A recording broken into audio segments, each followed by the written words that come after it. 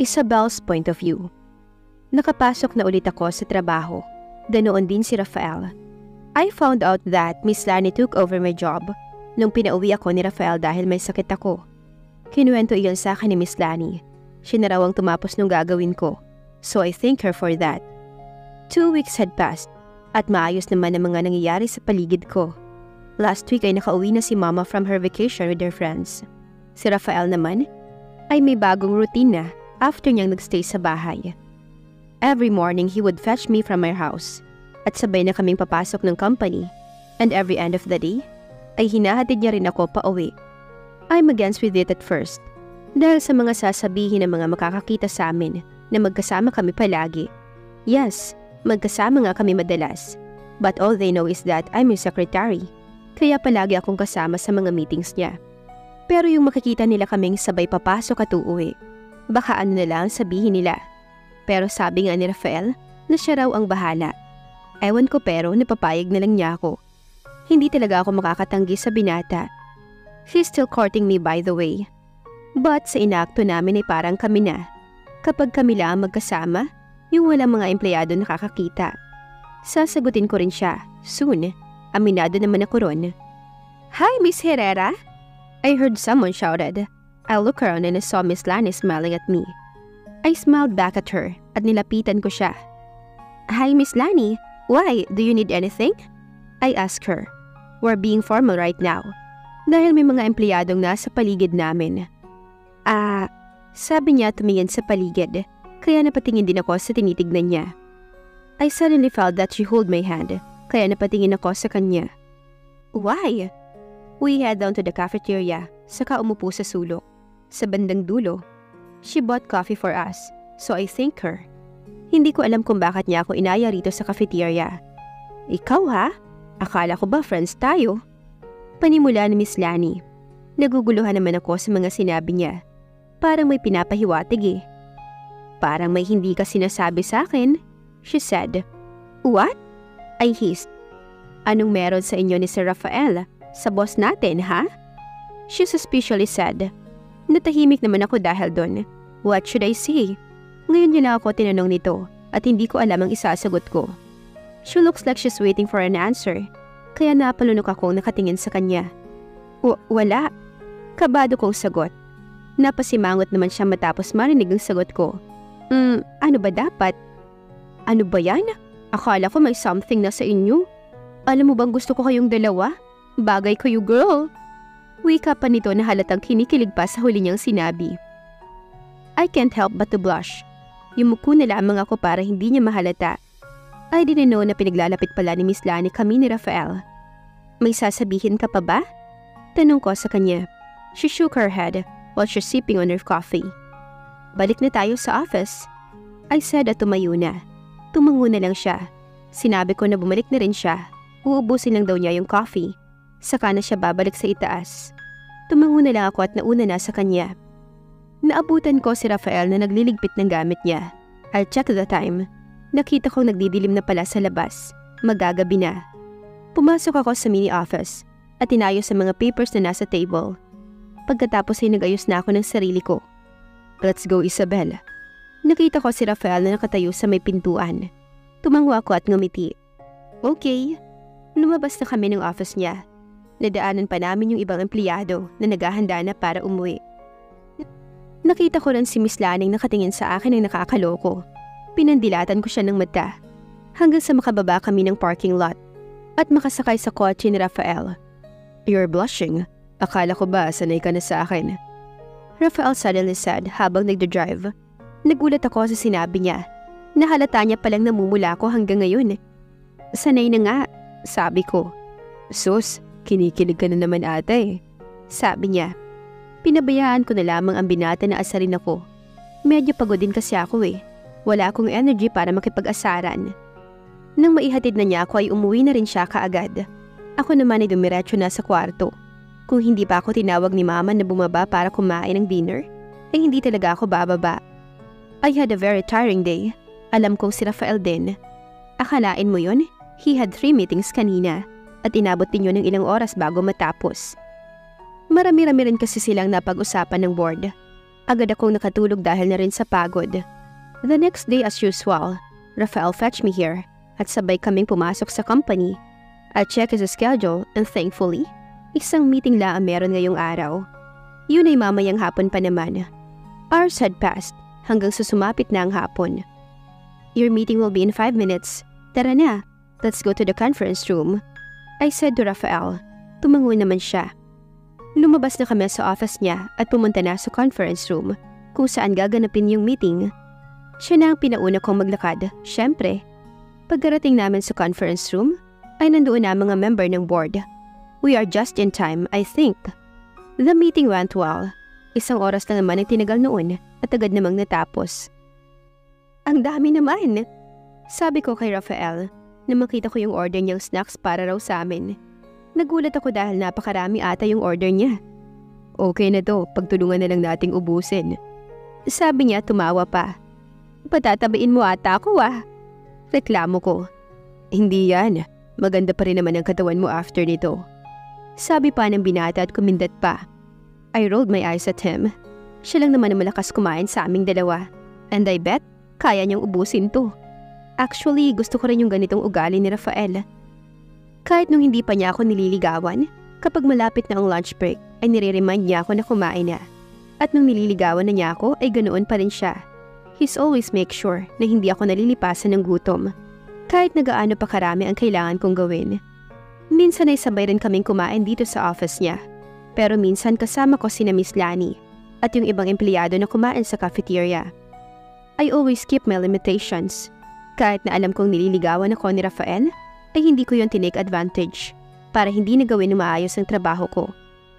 At minsan, tuwing napag-uusapan din namin yung about sa panliligaw niya sa akin, he would always say na, hihintayin niya raw ako hanggang sasagutin ko na siya. He's not pressuring me, kaya nagpapasalamat ako roon. It's 4 in the afternoon at nandito lang ako sa office. Wala naman akong gagawin na importante dahil mabilis kong natatapos ang trabaho ko. Naghihintay na lang ako na mag-uwian ng mga empleyado. Tapos makakauwi na ako. Isabel. Rafael called me. Lumapit siya sa akin and I raised my brow at him. Yes? I asked. I'm going out tonight with my friends. It's okay. Hindi mo naman kailangan magpaalam sa akin, Rafael. Mas gusto ko na alam mo, Isabel. Mag-iinom daw kami. Sabi niya. Okay, basta wag ka lang susobra. Sabi ko. Really? Tumango naman ako. I think that there's no reason para pagbawalan ko siya, diba? At isa pa, kaibigan naman niya mga kasama niya. Matitino naman sila. I'll take that opportunity para makausap si Cyrus. Sabi pa ni Rafael. Pero hindi naman siya umiinom Sabi ko. Yun ang sabi ni Cyrus noon nung nasa resort kami.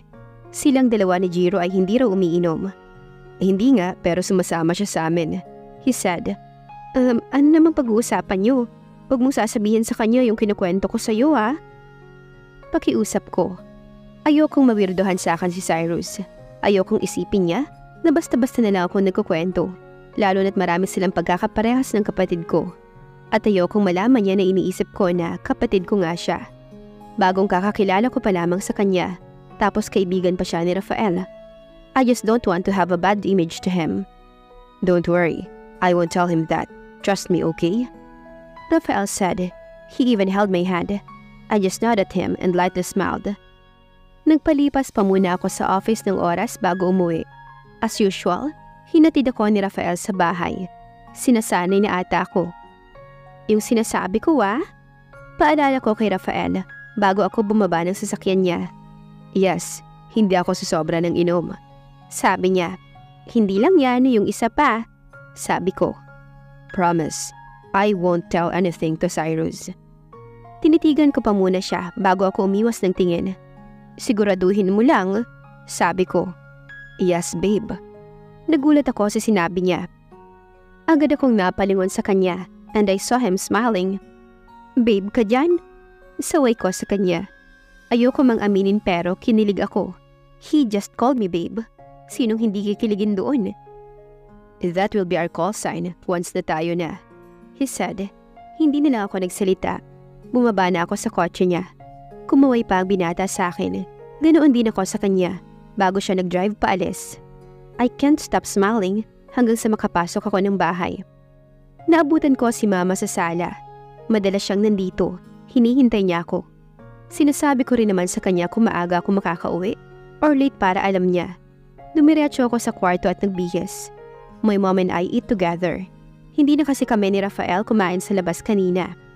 Minsan kasi yun ang ginagawa namin, kaya hindi na ako nakakakain ng dinner dito sa bahay. Isabel, napatingin ako kay Mama nang tawagin niya ako. Nandito na ako sa kwarto.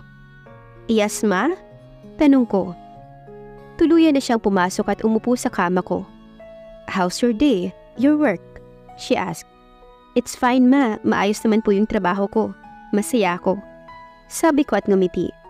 Mom just nodded her head. She also smiled at me. Maya-maya lang ay pumasok ulit sa isip ko si Cyrus, na kapatid ko. Napatitig ako kay Mama. Gusto ko siyang tanungin kung kumusta na yung pinapahanap niya. Ma, kumusta na nga pala yung pagpapahanap mo kay Cyrus? Napabuntong hininga si Mama. Dahan-dahan siyang umiling. Hay, there's no progress. Naiinip na nga ako. She said. Hindi ko alam kung anong mararamdaman ko para kay Mama. Hindi ko alam kung anong magiging reaction ko dahil sa sinabi niya. Hindi ko pwedeng sabihin sa kanya na may kakilala akong kapangalan ng anak niya. Napabuntong hininga na lang din ako. Mahanap din natin siya, Ma. Sabi ko at ngumiti. Ngumiti rin si Mama. Tumabi ako sa kanya saka ko siya niyakap. Lumabas din kaagad si Mama sa kwarto. Nung ako na lang mag-isa, ay humiga na ako sa kama. Napaisip na lang ako kung ano ang mangyayari. Maya-maya ay biglang tumunog ang phone ko, kaya kinuha ko yon. There's a text from Rafael.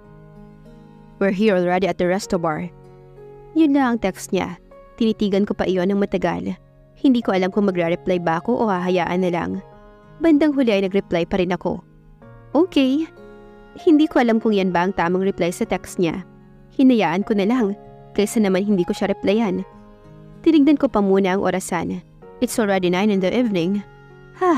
Kung kakarating pa lang nila sa resto bar, anong oras sila makakauwi? Isinawalang bahala ko na lamang iyon. Nakatulog na ako dahil medyo inaantok na ako. Kinabukasan, last na lang talaga. Kapag wala pang reply si Rafael, ay aalis na talaga ako. Dadaanan mo pa ba ako o hindi na? Kung hindi, aalis na ako. Text ko sa binata. Kaunting minuto na lang, malilate na ako sa office. I don't know kung nasaan na si Rafael dahil hindi niya pa ako nasusundo ngayon dito sa bahay. Usually kasi nagsasabi naman siya sa akin kung hindi niya ako madadaanan. Para aware ako, pero ngayon hindi. Last na yung text niya kagabi. Minutes passed, but there's still no response from Rafael. Okay, that's it. Aalis na ako. Ma, alis na ako. Paalam ko kay Mama. I didn't wait for her response at agad na akong lumabas ng bahay. Nakarating naman kaagad ako sa company dahil nakahanap din kaagad ako ng masasakyan. This is the first time that I almost got late. Good morning! You almost got late. Anyari? Tanong sa akin ni Lani. Nalate ako ng gising? Palusot ko. Miss Lani just nodded her head. By the way, Sir Rafael isn't here yet. Papasok pa ba siya? She asked me. I look at her confused. Wala pa si Rafael? Akala ko nauna lang siya dito kaya hindi ako nadaanan. Ako nang bahala. I'll just call him. Maybe he's just late. Sabi ko na lang. Baka lang naman he just got late, just like the last time. Pumasok na ako sa loob ng office ni Rafael at wala ngang tao doon. Wala pa siya. I tried to call him but he's not answering. Panay ring lang iyon. Itinigil ko na muna ang pag-contact sa kanya at tinignan ang schedule niya. He has an appointment today. It's something to do with Miss Natasha Sandoval. Oh, siya na naman. Siya ang client ni Rafael last time na minit namin sa resort. Bigla na lamang nagsulubong ang kilay ko nang mabasa ang pangalan ng babae. At hindi lang pala yung Natasha ang may appointment ngayon kay Rafael. May isa pa which is Sandoval din ang apelyido. Its name is Lucio Sandoval. Oh, maybe he's a relative of Natasha. I don't know if this appointment is important. I tried calling Rafael again, but he's still not picking up his phone. I glanced again at his schedule. Tinitignan ko kung may meeting ba siyang importante ngayon. Dahil baka maulit yung dati na nalate siya at nataon pang urgent yung meeting. As I can see ay wala naman, kaya nakahinga ako ng maluwag. Later on, I heard someone knock on the door. kaya napalingon ako doon. Yes, Miss Lani?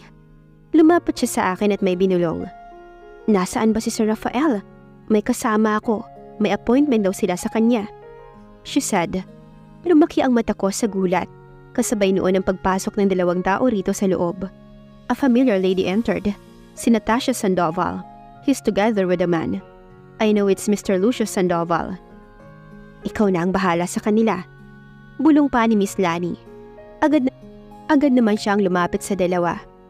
Maiwan ko na po kayo rito, ma'am and sir. She's the secretary of Mr. Manzano. Siya na po muna ang kausapin niyo. Magalang nasabi ni Lani. The man just nodded his head. Yes sir. Ma'am, good morning. How may I help you? Medyo kabado kong tanong nang makaalis na si Miss Lani.